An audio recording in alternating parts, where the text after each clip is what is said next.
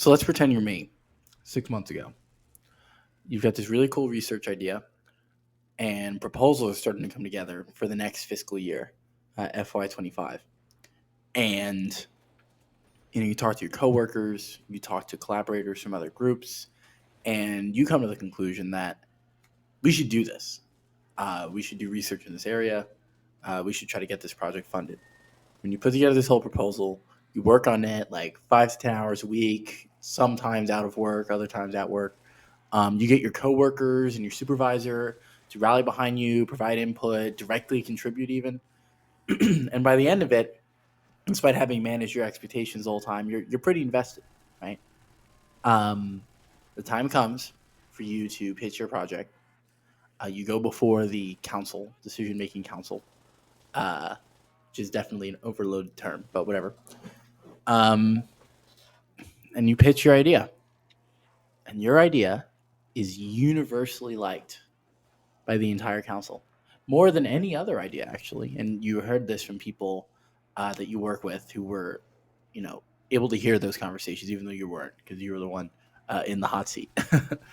And despite being the most universally liked proposal, you do not get funded. Not only do you not get funded, you're told that you got, quote, third place, which is pretty ironic considering they funded two projects, right? So basically, what you're told is that you just missed, which is kind of a bummer. Um, so that was me a little while ago, and I was really confused. I didn't understand until we also started interviewing people, and this is the first time that I was interviewing someone for like a real job, not like some stupid club in undergrad, but whatever. Um, and every time they come in, they'd make a fine impression on everyone, including you. Everyone would say, "Yeah, sure, they seem fine," including you, and then they wouldn't get hired. Still looking for a person, right? Um, why is this? Like, why is getting universal support for the outcome you want when, you know, in a group that's making the decision? Why is that not enough? Like, you'd think it would be. And I think that that's a trap. I think that the soft yes that we're talking about here is a trap. A soft yes is, yeah, I like them. They seem cool. It's a fine idea. I don't know. I'd have to look into it more. But sure.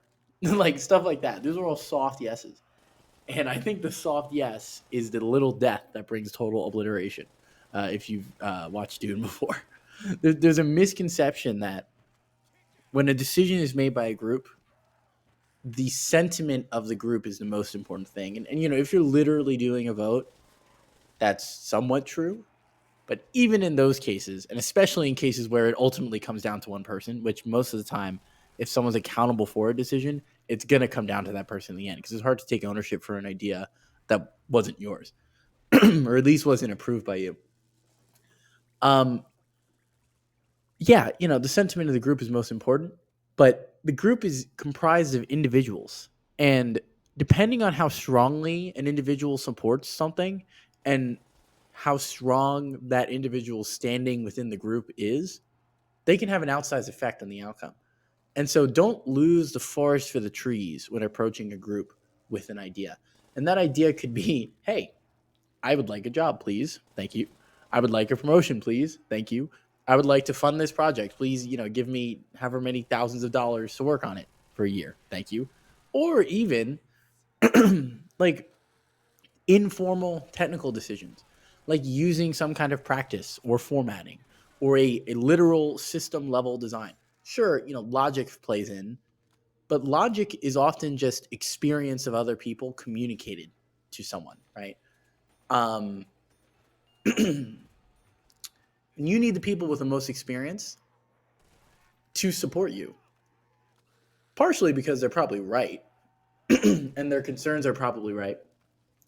And the other part because other people will assume they're right, right? Uh, so don't lose sight of the individual when trying to get a group to make a decision your way. Um, so yeah, so you don't need everyone to kind of like something. You need a few select people who are of high influence and are of a high enthusiasm about your idea to really support you. And by the way, you also need an absence of anyone of that stature opposing you, right? Because that could be pretty bad. Um, think about like marketing, right? If you have like thousands or millions of people who like your idea, almost enough to buy it, but not quite, you make $0. That doesn't really mean much. Versus you could have a fraction of that who love your idea, who pay for it hand over fist, buy all the peripherals to your products, support, promote your products on their social media and to their friends for free. Now you've got a business. Now you've got a brand, right? That's what you need. You need strong advocacy among people that matter, people whose opinions count. That's why influencers make money hand over fist. Not quite me yet, but some do. So why are we talking about this? Like how can we use this information to help get outcomes we want from groups who control the outcome? And I think there's two parts. First, linking back to the marketing thing from earlier, understanding our market, and the second, targeting people within that market. But let's start with the first one. So in this engineering context that I'm mostly focusing on here, really understand the decision making structure and the structure of the people making the decision, right? Is this a literal vote? Is it a discussion followed by an individual making a decision? Is it something that is kind of on a person by person basis, like some can opt into and others can't? If that's the case, does it matter how many people opt in or don't opt in? Because some decisions, um, only pay off if you hit a critical mass, right? These are all important questions that you really need to know, and all should factor into I mean, is the thing you're promoting the right thing to do? That's kind of a given, but try not to get too technical here. And B, how you frame it, which a lot of times can be more important than the thing itself. Like, how are you framing this when you present it to people? In addition to that, you also need to understand how the people are structured relative to one another. Who's in charge of who works with um, who supports things that another person needs, like dependencies we're talking about here, right? Frame your idea, your pitch with them in mind, right? And by the way, a lot of times this is going to ultimately be about, I was talking about some internal decisions, but it could also be about external decisions, right?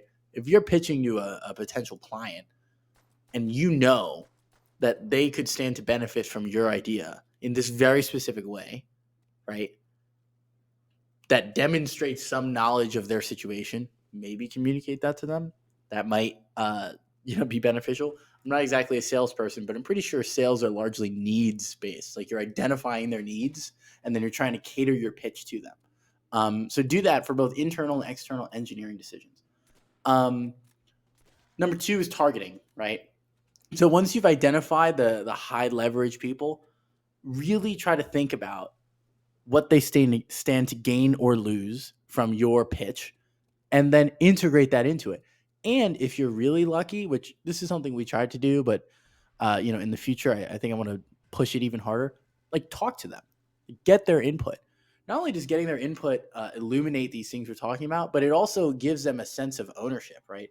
Even if it's as simple as I'm afraid of this thing, okay, we account for that in our proposal. This is, we're afraid of this thing too, but here's how we're going to mitigate it. And I think this is sufficient. Suddenly, that person's internal thoughts have made an external manifestation in the proposal that they're receiving. And there's so much more tied to it. And they're so much more likely to be that strong advocate that you need. And that's huge. That's huge. That is exactly what you need. Not a bunch of adjacent, disconnected, kind of irrelevant, yeah, seems fine. It's not going to get you anywhere. And this isn't really an actionable step as much as it's a cautionary tale. Let's be real, ladies and gentlemen. Uh, Engineering attracts a lot of people pleasers. Don't be one. Take a stand and find people who will take that stand with you, because they're the ones who are going to push your stone over the line. That's what you need. You need people who stand with you, true believers, who are going to help you manifest your philosophical idea about how we should do something. This is why I fit a specific role. This is a project that I think that we should fund. These are all abstract ideas. Those are the people who are going to help you take it and pull it into reality, right? You really need help. It's not something we can do alone. So in conclusion, when you're trying to push big outcomes, uh, decided by large groups of people. Don't lose the forest for the trees. Cater to the individuals in it. Identify who is connected to who in which way, and if possible, bring people into the idea either as a collaborator or just a contributor, saying like, "Hey, you know, I said something about this idea. It manifested in it. Now I'm tied to it. I think this should succeed." Or if someone was openly going to oppose you, and now you've integrated what they said, maybe you took the wind out of their sails, which is definitely a plus. Um, so give people ownership, let people in. This is a group of individuals. Don't forget that when we're pitching a large decision. So hopefully this helps you get your next project funded or your next promotion at work. I try to learn from my failures. I honestly feel like I learn more from my failures than my successes. So maybe that was part of the point of this. Um, but yeah, so the next time I pitch something like this, you can be damn sure I'm going to target specific individuals who I think can help me uh, make my dreams a reality. And on that note, that's kind of what this channel is about, right? I'm a young professional in engineering. I work in like aerospace and software, that kind of thing. And ever since leaving school, I've realized that it's really hard to find relevant information for the young professional in this field, and like I'm sure adjacent fields. I mean, I have friends who studied other aspects of engineering, and they're struggling because you go and look for information about engineering, and it's all either very basic or very, very advanced, and there's kind of a valley in the middle. And I hope this channel helps fill that valley. Uh, I think I've learned a good amount from the few years that I've worked, and I'd like to share that with people. And I also would like to have what others have learned shared back to me. And hopefully we can all grow together, make a boatload of money, and achieve our dreams. So yeah, if that's something you're interested in, like, comment, and subscribe. Thank you so much for watching, and I will see you in the next video. Ring Lauren, signing off. Thanks.